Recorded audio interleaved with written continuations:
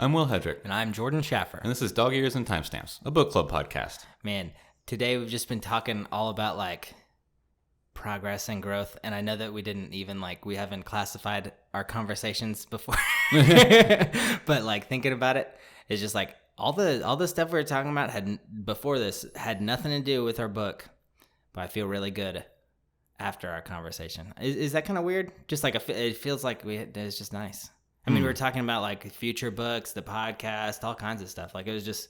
Yeah, this was one of the first times. I guess maybe we did this last year to some degree as well, because we did sort of plan around, I guess, Thanksgiving or something. Yeah, the holidays is kind of what brought it up. We did actually talk like we were doing planning this time. Yeah, it was cool. It made me feel... I don't know. It was a little more official feeling, or like exactly. I don't know if that's the right word. But... It always feels good to have like a plan, and then like you feel like you're making progress. And I guess that's just kind of what it almost feels like we leveled up, even though you can't measure that in real life. Right. But I don't know. It was like a nice, happy. And then we finished the book, which always definitely feels like an accomplishment, no matter what it is, whether it was great or not. And I mean, I enjoyed it as I was listening. So I mean. And then we learned about the author a little bit more too, which is always satisfying. I love doing the like deep dive kind of meta history. I don't know if that's the right word. I think I use meta a lot, and I'm using it wrong. But I do like doing the little deep dives into the history of like the author, what they were doing. Because then we started learning about Alex and books she was writing and stories that she wrote with her friend in a fantasy magazine, which was kind of cool. And I mean, and she's like a year or two younger than us. She's like right around our age. I think the Goodreads says she was born in 1989. Okay, so a year older than us, 2 years older than us. Like that's, I mean, I don't know. No, those are people that we know. Yeah, I mean, friend of the show, Caitlin. Yeah, it could be Caitlin's friend. Right. Yeah. Yeah, I was curious at what book count this was. And so that's why we looked them up, or at least that's why I pulled her page up, and then we started talking about it a little bit more. But this is her debut novel, which this is now the second time that we've read a debut novel by somebody as recommended, or at least as was put in front of our faces by Goodreads. Yeah, I should make an account to them so that they can start like. That's what I did. Is I made an account, and I'm starting to at some point I'm going to be a little bit more thorough and go in and add books that I have read in the past already, but at least starting. As of like a couple of months ago, it's keeping up with everything that I've read for the show, and so it's a little bit. It's just convenient, I guess. I don't know. It's kind of cool too, because I feel like maybe the algorithm's kind of tailored more to the show, even though even though it's obviously our taste, but it might have a little bit of an outlier where it'll pull maybe a mystery novel when we're not necessarily known for doing a bunch of mystery novels. It might pull one because we've done them before, and that's cool. I wonder. I mean, I had one book suggestion from my aunt that I'll bring up later, but I wonder if like some of the books that we've been looking at are gonna be on like Goodreads. Doesn't matter really, but it's just I mean, they're already I think presumably every book is on Goodreads. Oh, they're all on Good. I would imagine so, because it's some sort of databasing is like the purpose of it is a database. So I would assume that any published book that wasn't, literally just like self-published and only got like 5 purchases, so small scale that it's literally not on the radar, I assume is on Goodreads. We should write an email to Goodreads, see if we can get on their website, be the official Goodreads podcast. Right. Probably already have one. Oh man, giving them a free plug. Yeah, right. When did you read, Will? How'd you read? I tried to break it up, and I actually successfully did it for once. I read a chapter a day until yesterday when I read 2 chapters, and then I read 2 chapters today. Nice. So now that I say that, that sounds less responsible, because that literally just means that I read 2 chapters a day. Or 1 chapter a day, 1 chapter a day, 2. So it didn't break it up as well as I initially sounded like there, but I spread it out a little bit better. Nice. How does the feeling like when you binge read like a book versus kind of, I don't want to say serializing it, but like doing it in chunks, like chapter. It really depends on the book. Yeah. If it's something that I'm really enjoying, then reading like 5 or 6 chapters in one go is, whatever. Yeah, you don't even know you're doing it. Yeah. If it's something that I'm not as bought into, even if I like it, I might be thinking, okay, how many pages until this chapter is over? I want to do something else. Right. Yeah. So I think it's on the whole, certainly for the show, it's more beneficial for me to read all of it within the last couple of days before we record, so that more of it stays fresh. But for my sanity, it's better to break it up. Oh, definitely. Yeah, you can't have just a deadline with a ton of pages, like hours before we record. That's stressful. We've both done it. I mean, not like hundreds of pages, but yeah. Well, yeah. I know you were listening today. Did you more or less the same thing? Yeah, I mean, I've kind of just been doing this book the same every week. I've kind of I think this week I put it off the longest. Like I waited till the day before. I think the first week we listened, I did it a day before, and then I had a day in between the recording, and then just later and later. No real reason. It's just like I guess. I mean, I didn't dislike this book by any means. It wasn't something that just kept coming to my mind like some other books were. And it wasn't something that I was just like, I cannot wait to get back. I just felt like some of the things in it were a little like the way January thought sometimes was just a little like pretentious, and I didn't like it. And I had a lot of eye rolly moments, it was probably the voice actor along with some of the things that she said that just kind of made me go like, ugh, okay. Like, and really we've talked about a lot of them too, like on the show and stuff. And it's not as bothering when I talk about them, but like, because it doesn't seem like as big of a deal. But when it's just me and my the initial impression, when it's me in my mind, it's kind of just like, ugh, you little brat. Like, I don't know why, because she's not really a brat either. And I mean, she's almost just like an exact replica of Adelaide, just like a not as cool version kind of to me. Like that's sort of the vibe I got. And even at the end, I mean, I don't want to jump all the way to the end, but like, well, as a character, she's extremely sheltered and naive and completely lacking in knowledge on everything that's happening around her. Just because of the way that she was brought up. For sure.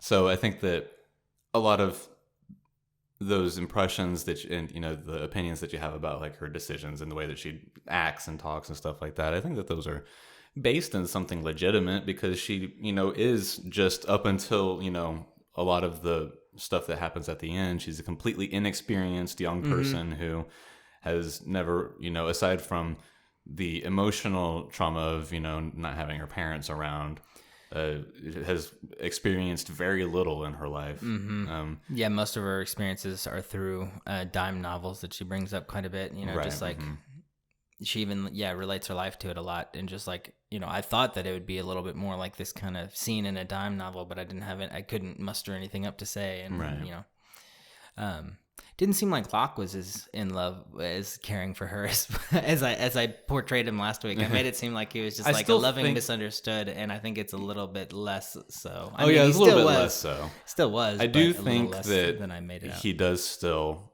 actually care for January. Yeah, probably not almost at all for Julian, but I think that he does still care about January, because humans are complicated and have complicated emotions. Right. Yeah. And it's not just like, only love or using someone, it's not so black and white like that. And I think that was depicted pretty well, in my opinion. I do too. Overall, I don't have any, I've only got one problem with anything that happens in this book. Narratively, things are sound, I think. Yeah. I don't remember thinking about any plot holes except for the one thing. Structurally, everything made sense and tied together, and there wasn't anything that I was just like, I don't believe that, except for this one thing, which there's a bit where whenever January starts realizing that it was always Locke, that it was Locke who had purchased the farmhouse from the Larsons, and that everything was Locke, pretty much. I was thinking that might have confirmed our theory of them being super old. Well, he's over 200 years old. Yeah, so that that kind of say, but he's got that jade cup that he drinks from that he found in China. He is from another world, but presumably they have similar lifespans. He says that jade cup keeps him alive, potentially indefinitely. As he said, we'll find out. Of course, now I guess we'll find out because he's stuck in the void or the threshold. That almost felt like a bit like you can just leave him there. Like your dog can go through with you and find its way through easy, but like you can. Well, the problem is that you need to be able to know where it is that you're going and be looking for it. Yeah, I guess. And because they did in that interaction spend like a whole like half paragraph explaining how Locke is so afraid of the doors. When was the last time he even went through one? You know, was it the last time that, you know, before? Yeah, he was focused on shutting them, and he had come from, like you said, a different. And so to suddenly be in the threshold and not know exactly where he's going because he doesn't know where that. I guess it could be assumed that he's supposed that door that she opens is going to the written, but you know, he doesn't have any familiarity with the written. He's never been to it. I think. So he was kind of like baffled when she he sort of figured out how her. For lack of a better term, magic was working because he was like, oh, you have to write it down. It's a bit of like it's a written form of, I don't think he said spell, but it's a written way that you make the doors appear and. Yeah, but the thing that I have the one thing that I think I have a problem with is that at some point during, and I don't remember the exact phrasing anymore, but there's a realization that she has of it always being Locke and blah blah blah. And it sort of gets painted out to be that she starts to think that he took them in because he knew that they were related to Adelaide, who was the family that he purchased the barn from and destroyed the door all those years ago. Yeah. And there's literally no way that he would know that unless he had read the book that Julian was writing. Which it can be assumed that he did while Julian was knocked out after having coming through the door that was closing as they were sailing through it. But why was the book written in English so that Locke could read it? Because he wasn't writing the book for January at that point, so it doesn't need to be in English. Why was it not written in his native tongue, the written? Why is he writing it in English? It just doesn't make any sense. There's no reason for him to be writing that in English at that point. Right. So why would Locke be able to understand what's in that book and know that, I mean, I guess if Locke was from the same other world, but he's not. He's definitively not. Right. Yes. So. Yeah. I mean, that would be the only way, but that's not. It just doesn't make sense. It feels like an oversight to me. Albeit it's a very small one. I'm just nitpicky. But that's the one thing that I had a problem with. That felt like I said, just an oversight. Other than that, everything else about this book holds up, in my opinion. Yeah. There's nothing else that I have questions about or am questioning the validity of. How did you like just I liked her like using ash, like the charcoal that one time to like kind of like to draw the when she's having her final confrontation with Locke. Yeah. I thought that was cool. Just like he's like, drop the pen. And she's like, oh, okay. And then she didn't have a pen. And she's like, oh, yeah, there's charcoal right here. I can do that. Right. I don't know. I always like it when I guess they're instinct driven with their decisions, even, magically. And I feel like that's all she's ever been when she does stuff cool. When she does cool stuff, it's like, all right, let me just act and not really think about it. Yeah. Well, over and over again, it's, put forth that it works when you believe in it. Oh, yeah. Doors themselves, the way that she's able to, manifest her magic. It's all about believing in it more than anything. Man, I feel like a spell, focused in belief would be really hard to do the first time. But then after I did it the first time, I would be like, oh, I believe this so hard that I could do any. Well, that's kind of the way that the vast majority of magic stories go, isn't it? Yeah. Like whenever somebody's first learning about magic or whatever, aside from where there's like a structure like Harry Potter, in where Aragon, there's literally a school telling you how to do it, Yeah, Aragon, he had to learn like the name, the proper name, and then he had to pull deep down inside of his fucking soul or whatever, like to pull the magic juice out. Yeah, and in this one, it's just like, it worked. Whenever she accidentally did it, then she was like, oh, magic, like this is real. And then she just believed that she could do it. And then after, so for her, I guess it took a couple times for her to like, kind of do it. But I feel like the learning curve, I guess, when magic is just like based in belief would be crazy for for a lot of people, at least at least on Earth, you know, our world of people Right. that are like literate in a bunch of different like fantasy worlds, like where our mind would go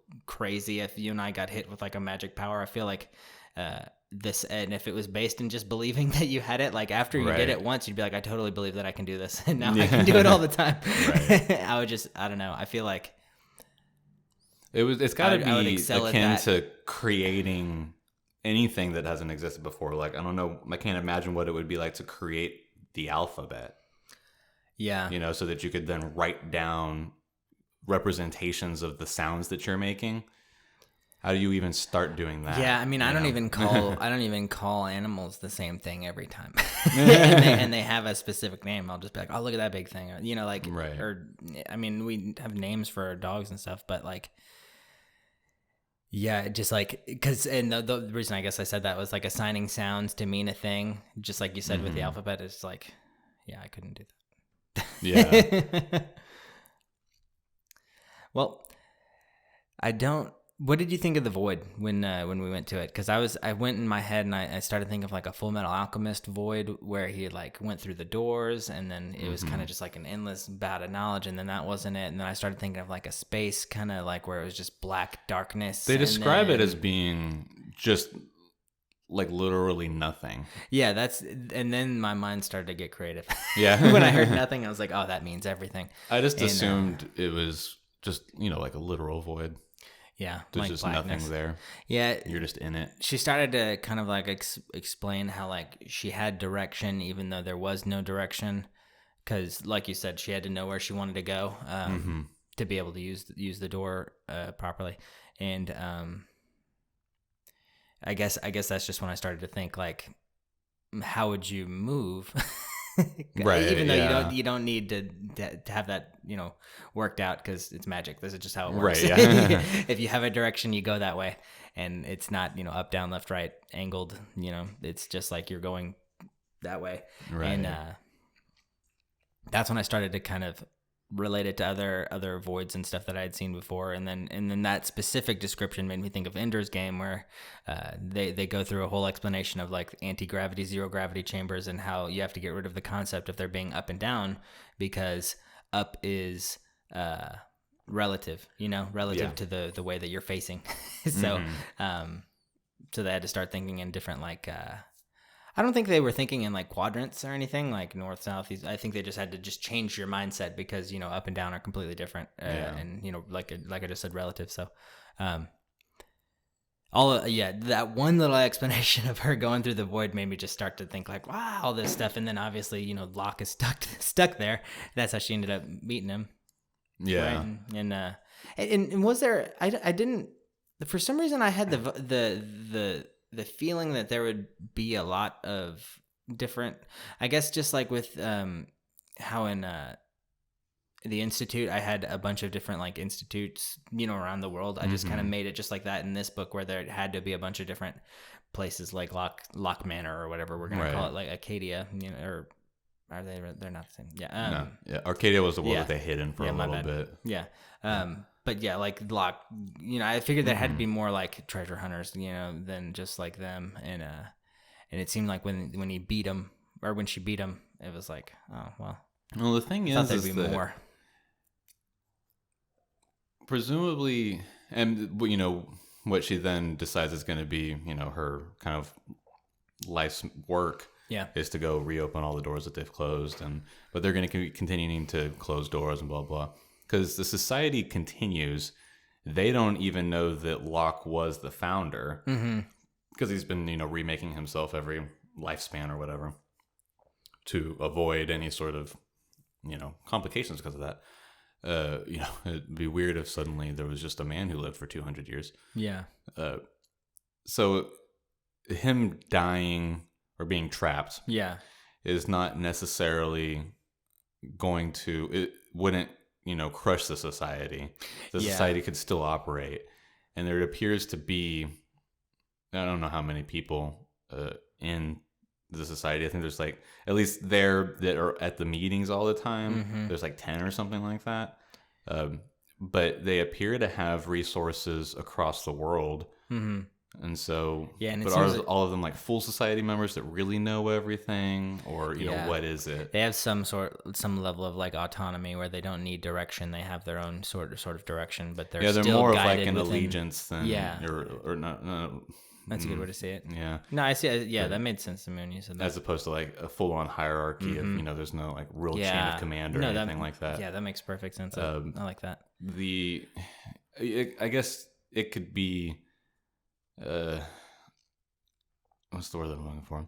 It can be assumed that even though he's not acting as the founder anymore, him being the main through line since the beginning of society, being the founder, and him no longer being there would mean that in time it could, you know, fall apart. Right, yeah. But it's not like, you know, it's not a literal cutting off the head of a snake situation where now tomorrow the society falls apart. It might take, you know, 60 years, but unless, you know, somebody who's a little zealous, you know, steps up and, you know, really takes, you know, charge of the situation or whatever. But so, yeah, I don't know that the society is defeated necessarily. Yeah, I was thinking with like our predictions last week, like this society would have to either like get defeated or she'd kind of be on the run. Away from the society. Yeah, they just, and it kind of seems like they just got away, right? Like, it's she's definitely kind of on sort the run, of like but she's a little fixing bit it. in between. In a way. It kind of is. I guess it's sort of.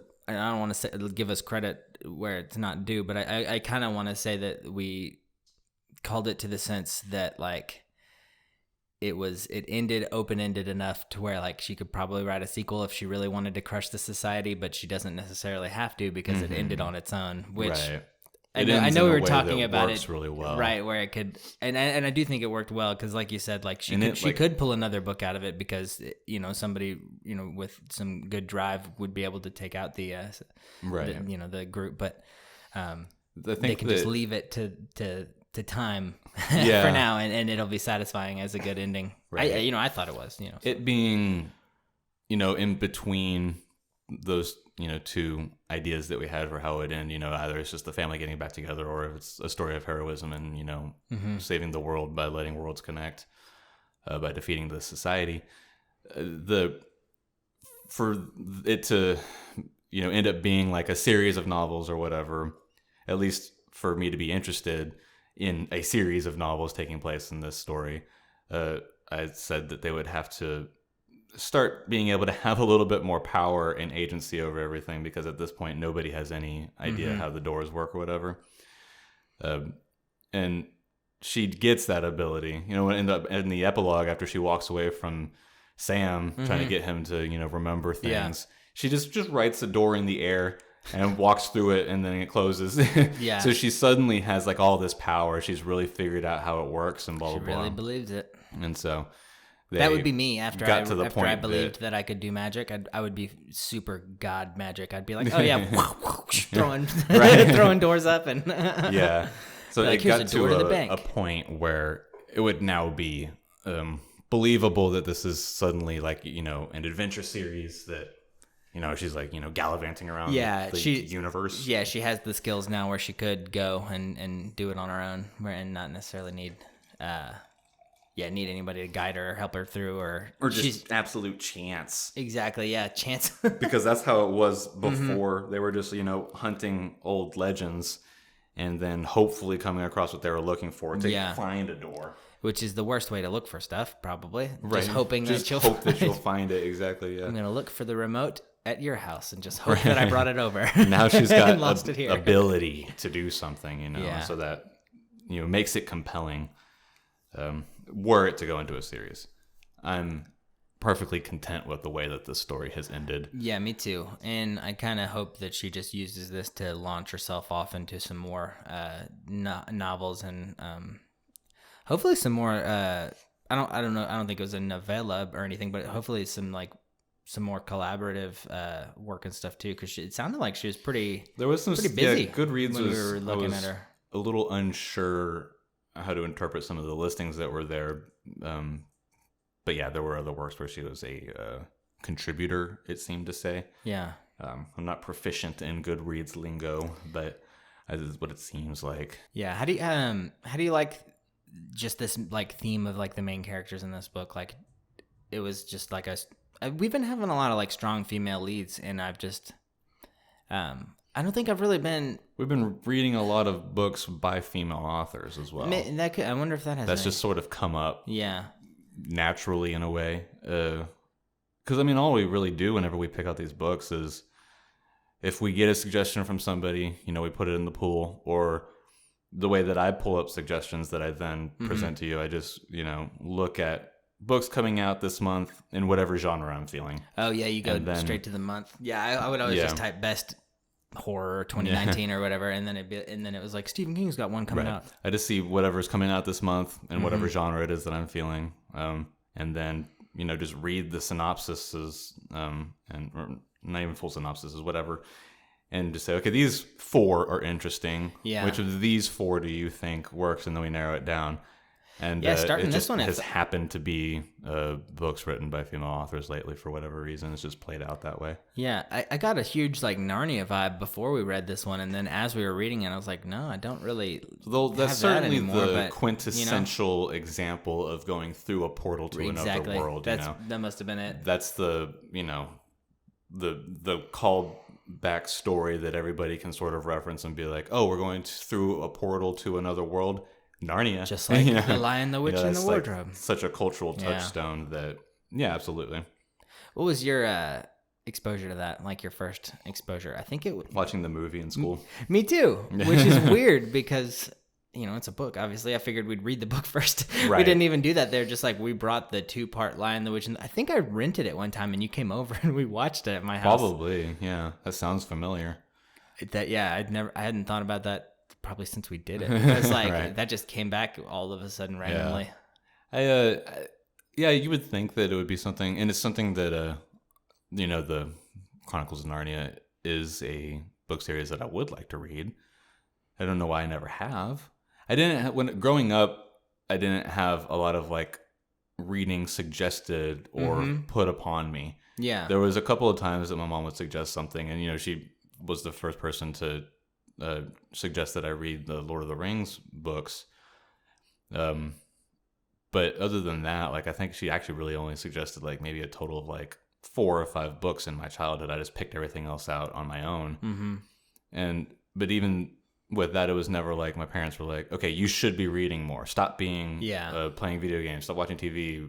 Go read a book now or something like that. It was just something that I did. Yeah. So I guess that's why I never read the Chronicles of Narnia, because it just never came across my plate as being put there by somebody. And whenever I chose books, I was just literally like, at the school library. Like, like, this has a picture of a rabbit. I'm going to read that one.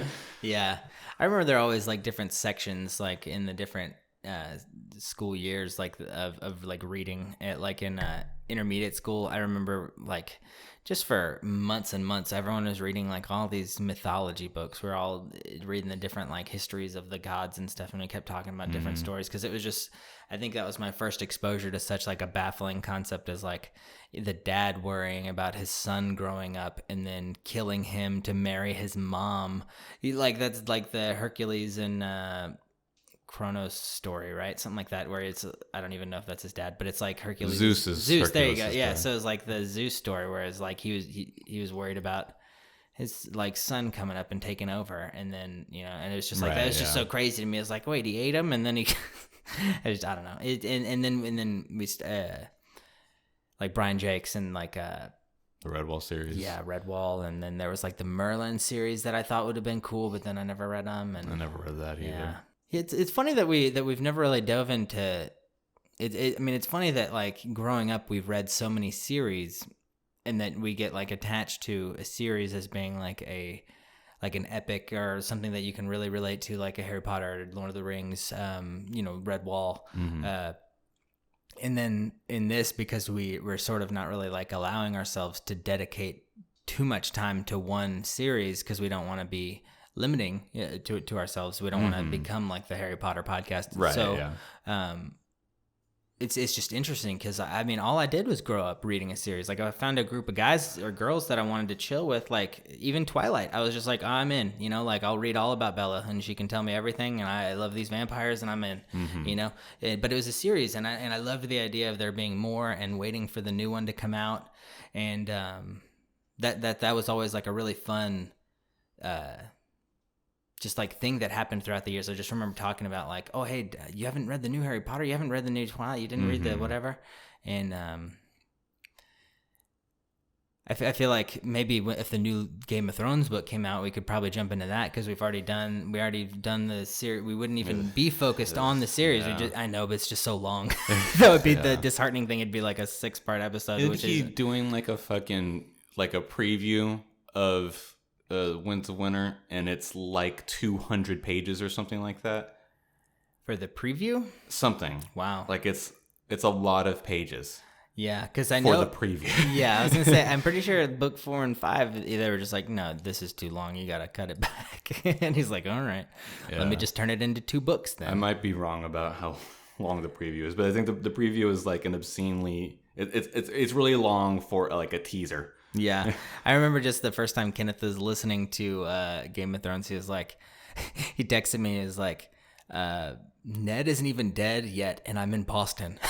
Like he drove all the way up there, and he's like, "They haven't even gotten Ned yet." Like, right. That's season 1 stuff. But let's see. I'm looking up the available Winds of Winter chapters.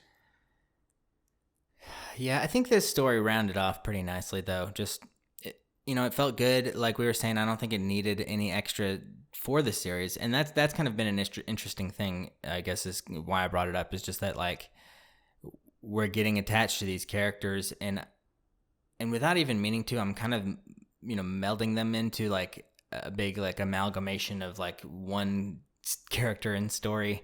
Like I'm kind of, and I'm not taking them away from each other either. I'm not like fusing the stories and then making them into one super story. It's just like, just because we've been we've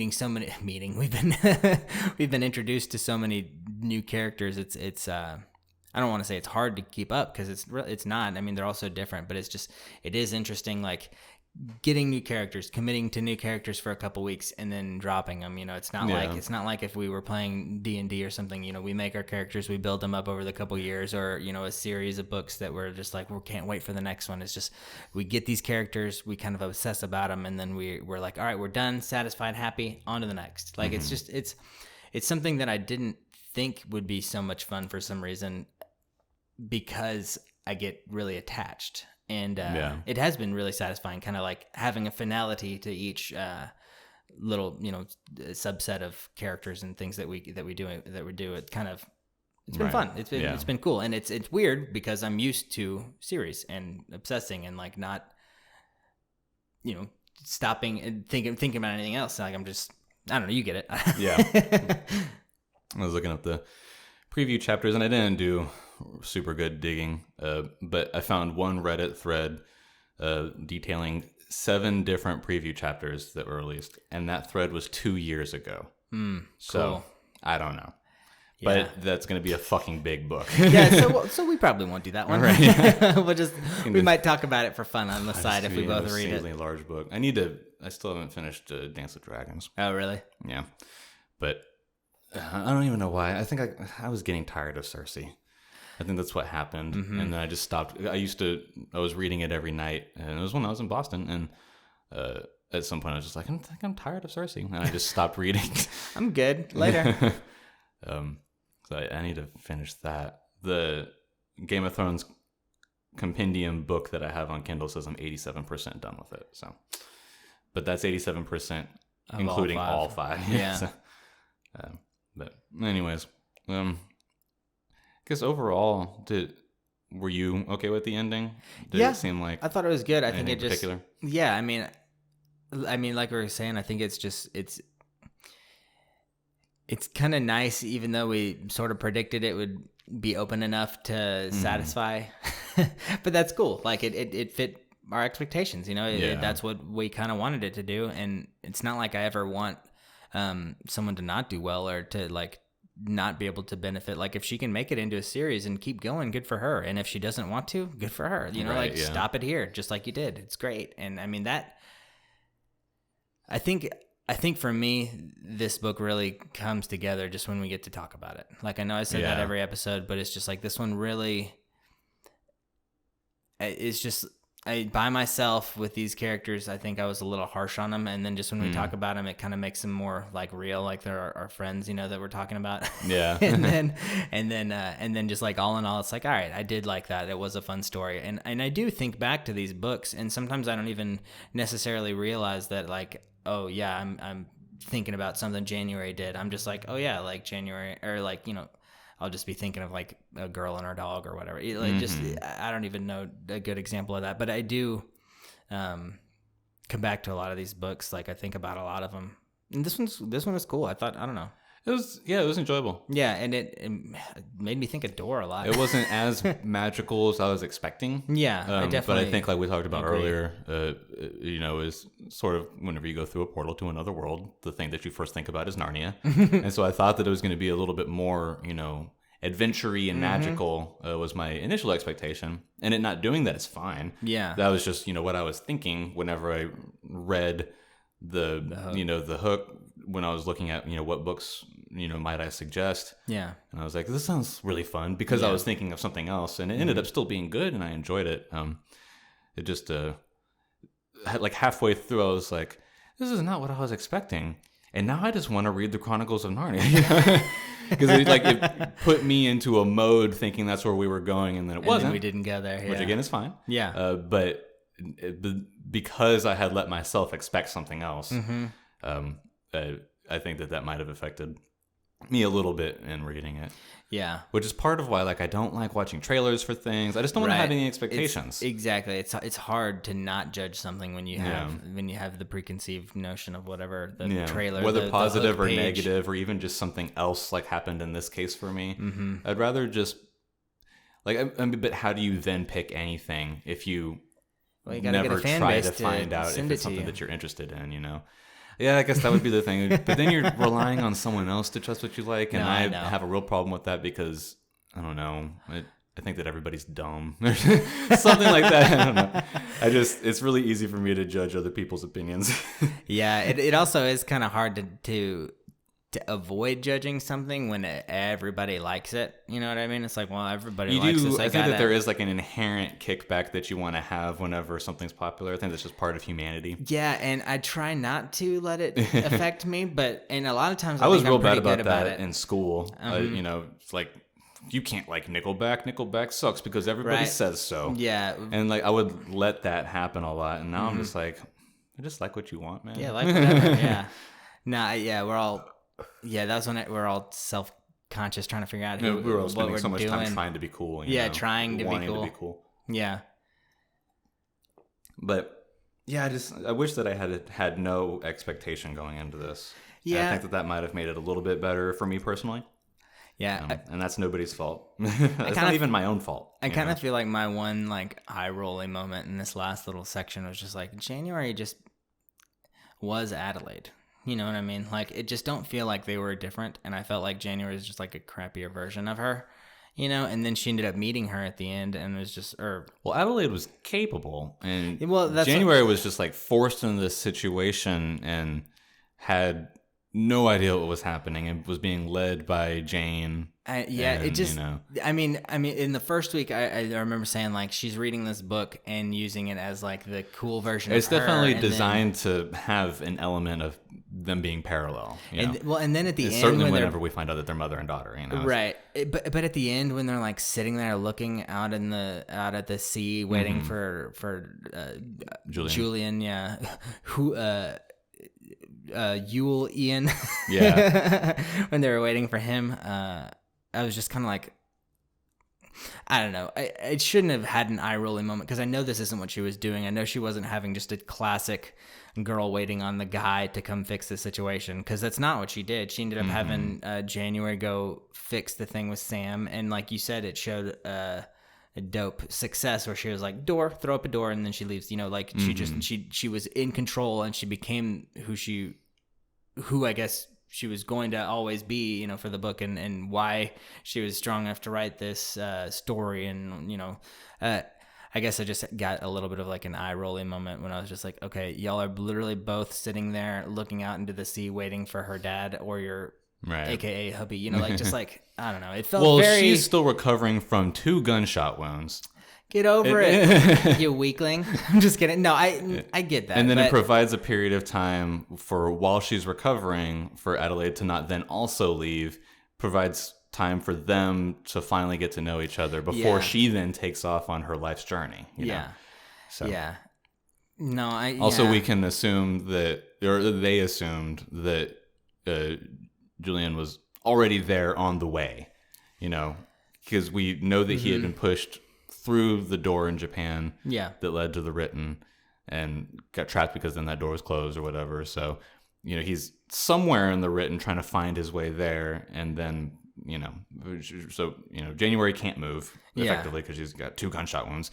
And then it gives them time to bond. Well, because I think it's really only like 3 or 4 weeks before Julian finally shows back up. Yeah, I was actually going to say 16 days, something like that, but that's 3 weeks. I think they do quote 16 days at some point, but then I think there's another minor time skip after it had been 16 days whenever this thing I'm about to tell you happens. Right.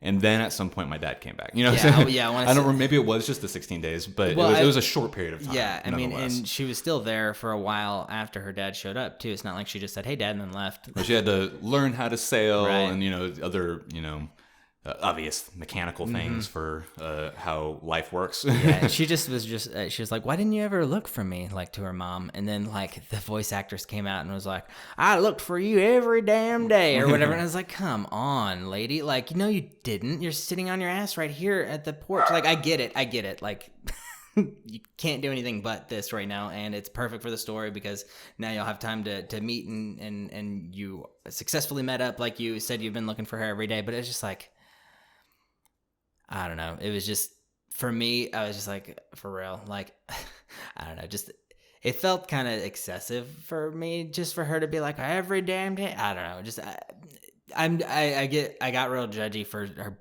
character personality traits, which they're not narratively important. You know, like, it doesn't matter to the story that she said that like that. Yeah. You know, it just, the way it came out in the book at the moment that I heard it was just like, ugh. And I don't even know what to attribute that to, because it's not like I dislike Adelaide as a character. Yeah. You know, she's the cooler version of January. I was just saying that, like, in, I guess January is cooler now because she can do the doors. But, yeah, it's weird. I don't know. Do you have moments like that when you're reading, like, just, not usually, it's too cold or something, so you're just like in a bad mood, so you're like a little angrier at the characters? Like, I wasn't in a bad mood, so that's not a great example, but like, just sometimes it just was this voice actress, I think, that did the book that maybe rubbed me the wrong way. And that's silly to let a thing like that bother me, because I like to think that I'm better about it, because I didn't let it ruin my opinion of the book, but I just, several times every episode, I know I've complained about it. Yeah. Which, get over it, dude. Like, quit complaining. You got to listen to some lady read you a book. Like, it was pretty nice. But I don't know. It did make me kind of eye roll a little bit more than maybe I would have if I was reading the words with my own eyeballs. I guess. I don't know. I don't know that anything like that's ever happened. Yeah, I'm sure it's harder to know too in the moment. Like, I'm upset in real life, so now I don't like these guys, or I'm extra happy so these couple weeks, and now I super like these guys. You know, I don't know. I'm sure it's not as easy to determine. I don't know why I feel like I was able to determine it then, but I mean, it's just, I guess I'm hearing there's another factor, like another person's intonation. It was being presented to you in a way. That's what it is. It's being presented, and that's the difference. You're creating the presentation. I think it's being presented to me, so.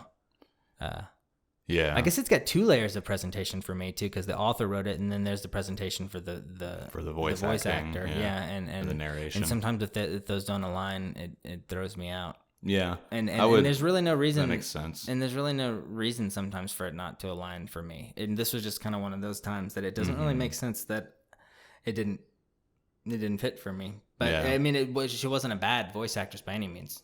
So that's what's really. I'm not skirting around because I don't want to offend anybody. Like, I mean, I don't care.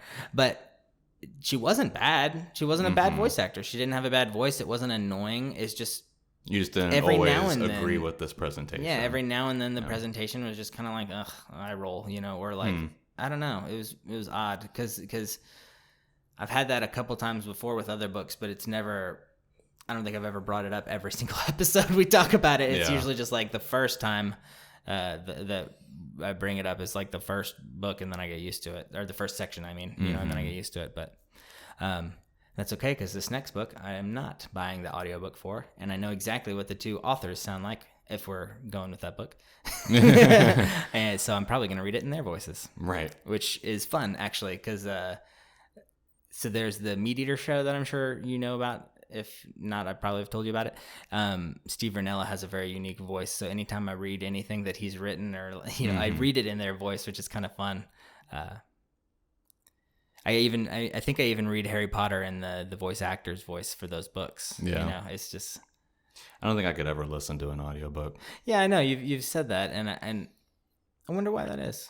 Is it just because you don't want someone probably else's... in some ways, or at least to some percentage amount, for the things that you just were talking about, just having to rely on someone's presentation and interpretation of things. Yeah, and I think sometimes which I just couldn't good, do, and other times it's not. Yeah, and that could be said about any form of media, of course, really. Yeah. So it's totally fair, but I don't want to deal with that. Right. There's a level too that I think we talk about quite a bit. That's sort of like,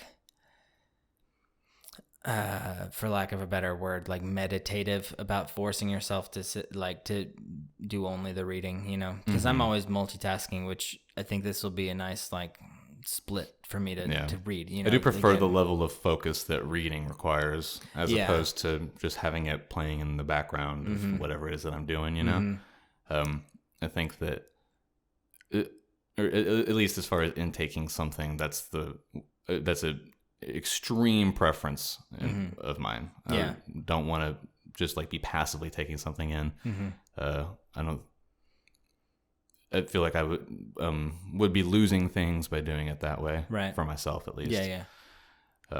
So yeah, I cannot read, or you can't read an audiobook. Funny enough, I used to mechanically impossible. I used to actually listen to audiobooks and have the book out and like follow along, just because. I've heard of people doing that. Yeah, I mean,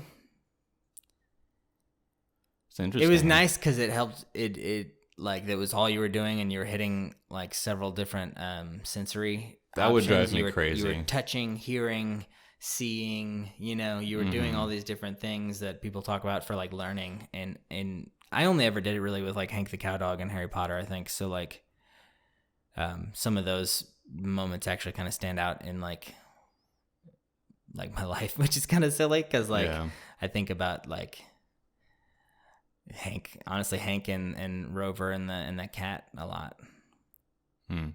It's funny. I mean, it's just that book is silly. Just those books are silly because it's like all the jokes you make about your own dog, like trying to make sense of human life, that they turn into a silly book. But it would drive me crazy to listen to it and read it at the same time. Yeah, especially if you don't like the voice of Hank or something. I think more than anything, I would just be mad that I would be reading faster than they would be. Yeah, and you don't think you could ever do it like on a road trip? No.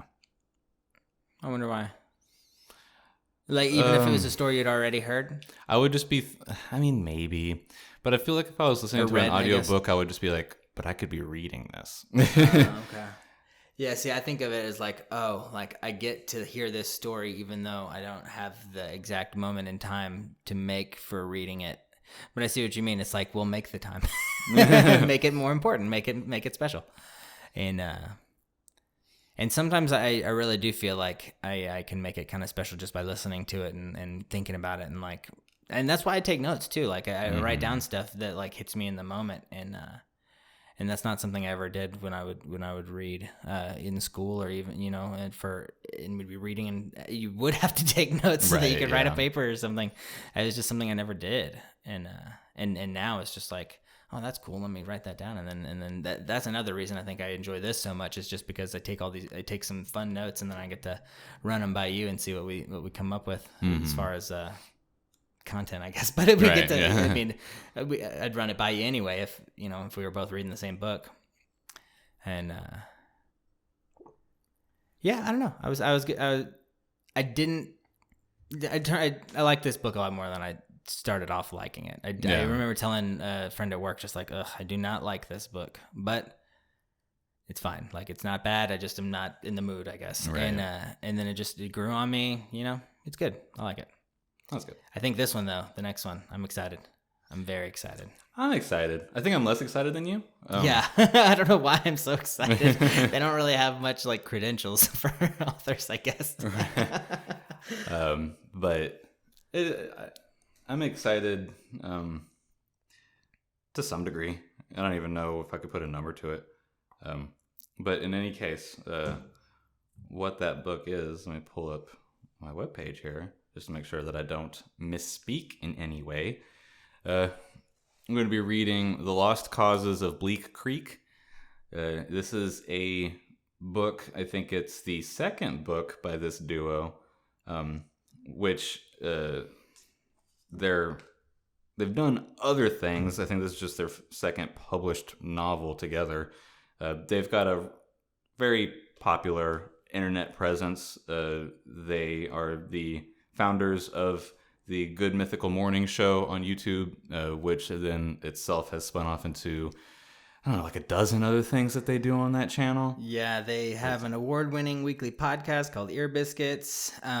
Their other book that Will was just talking about was an instant #1 New York Times best-selling book that was called Rhett and Link's Book of Mythicality, which I don't want to rag on it because of their fan base, they're able to get like an instant New York Times best-selling book, which doesn't necessarily give much credence to if they are great authors or not. But I really like these two guys, and I feel personalities, they're great. Yeah, and I feel like because they're so relatable, it'd be like, this is a book. I don't know. I feel like this book is just going to be very digestible, very, very like fun to take in, and it's going to be really relatable. Like, I'm sure you and I both relate to both of those guys, honestly, but to one maybe more than the other. So for me, it's going to be hard not to just throw us into this book since we've known each other since first grade, kind of like the backstory of these guys in the book. I mean, we've known each other since first grade. We've been hanging out and doing silly stuff all, our whole lives. And it's just, I feel like it's going to be hard for me to not like kind of just put us in there. Because even when I watch Good Mythical Morning, I kind of think of, us even just like doing this. Yeah, because I mean, yeah, I just honestly like,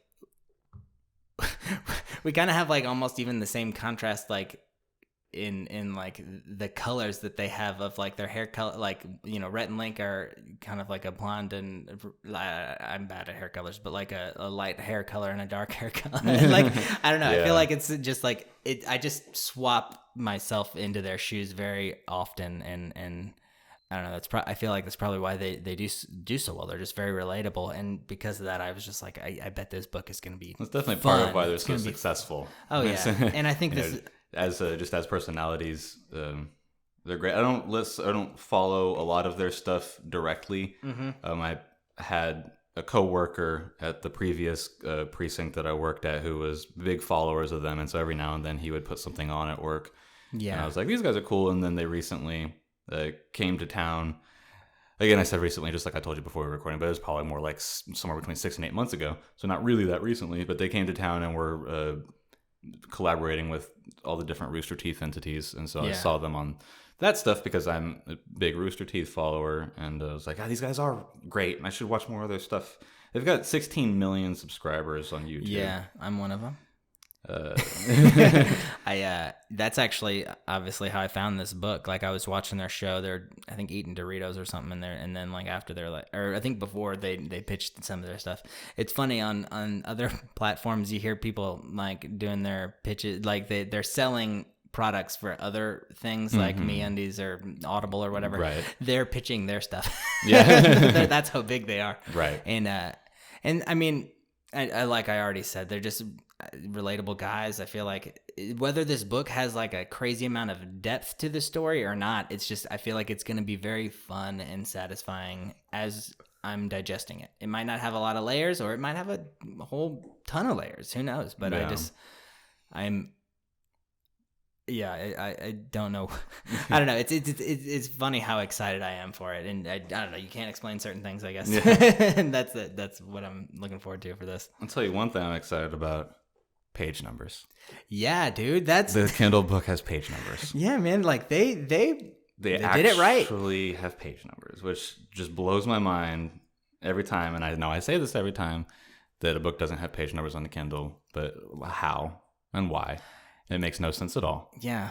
So thank you, Rhett and Link, for, if it was your call or not, for having page numbers. Yeah, thank you for doing it right. Not cutting ridiculous corners. When other people don't have page numbers, and I'm so excited that this one has page numbers because it makes it easy for me to track my progress and to help break down how we're going to read it. It being a relatively short book, we're just going to cut it in half anyways this time, so I don't really get to take advantage of being like, we're going to read 70 pages. And the pages are the same between the book and the Kindle. Version. Yeah, it's almost like that's how pages work. Right.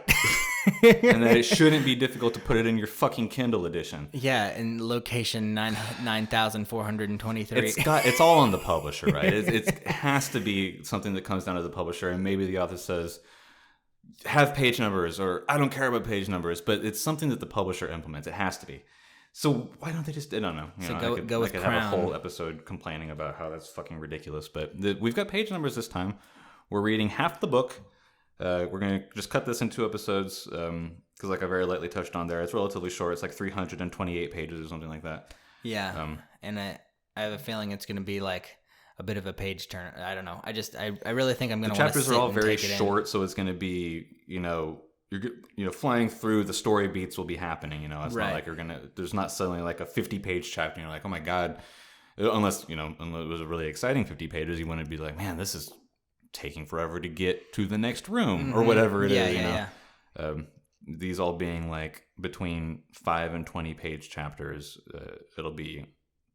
you're just going to feel like you're moving along at a good pace. And I think that's a good thing. Certainly when we're going to cut it in half like this, which translates to reading the first 14 chapters, including the prologue, which is very short. So read through chapter 13, stop at 14. Yeah. Don't read chapter 14. We'll read that next week. That's how far we're getting on The Lost Causes of Bleak Creek, co-written by Rhett McLaughlin and Link Neal of Small Town, North Carolina. Yeah. I'm looking forward to it. I want to say thank you to Free Hugs for Life, giving us a podcast review. I appreciate we both appreciate Sometime the 5-star review. We just didn't notice it until I guess you noticed it yesterday or whenever. I noticed it on the way over here. I was just on a whim. I was like, I wonder if anybody's left a review for the podcast. So I just want to say, thanks again, Free Hugs for Life. They said that every book club they join falls apart, and it's nice to listen to this podcast and hear people talk about books. I usually listen to audiobooks, but sometimes I want to read the actual book, just like me. But yeah, thank you for leaving us a 5-star review. If y'all leave us 5-star reviews, I'll read them on the air. That's what you have to be. If it's 4 stars, we won't read it. No, I don't want to read a 4-star review. I will read it. Jordan won't read it. I might. Yeah, depending on what you have to say. I mean, I'll read it on my alone time, but not on the air. So you leave us a 5-star review. I'll read if we remember to check and find that. Yeah, I'll read because that was on the 15th or something like that. Yeah, the 14th. So that was a couple 2.5 weeks ago, 3 weeks ago. But I'll get to it.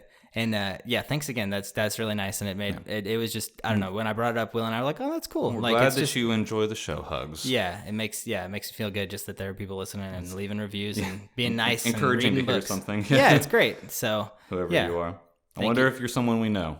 That was something we were discussing. Is it someone we know, or is it just some random? That would be interesting for us to know. If you happen to come across the show and you don't know us, how did you come across it? Yeah, that would be very. I would be interested to know how that went. Yeah, and please tell your friends. If you are someone I know, I don't care. If you're someone I know, tell your friends, and then maybe they'll tell someone Will knows. And just kidding, right, yeah. we don't have any of the same friends. No, I'm just right. But thanks again. Tell your friends. Rate, review, subscribe, all the fun stuff. Yeah, all the cool stuff that the kids say. Obligatory content creator phrases. Yeah, and hit that bell.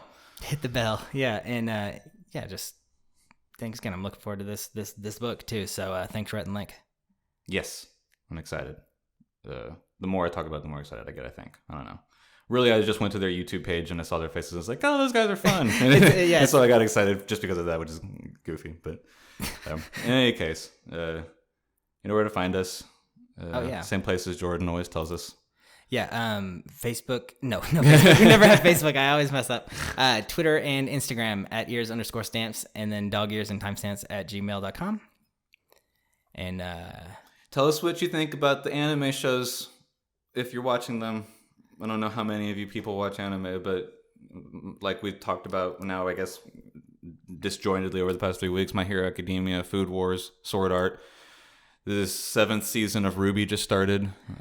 It's funny. I've always sort of considered anime like reading. I've always kind of considered it like my. For the most part, we're literally reading while we watch it. Well, yeah. I mean that could be literally why. But I've always thought of. I think someone asked like, "Why do you watch anime?" And I was just like, "Because the stories are always super great. Like they're really well thought out." And I feel like, generally speaking, anime is got strong storytelling because.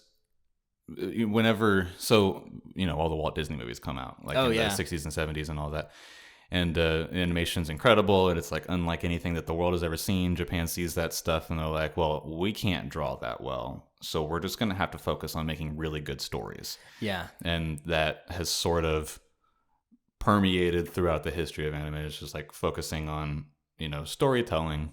Obviously, like any medium, there's a lot of trash that comes through.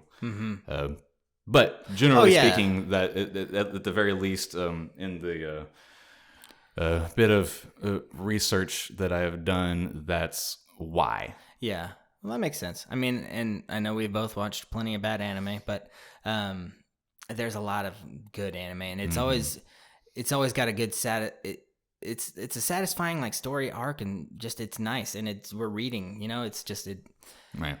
Yeah, I love anime too. Like books and anime, for some reason, they've always just ran side by side to me.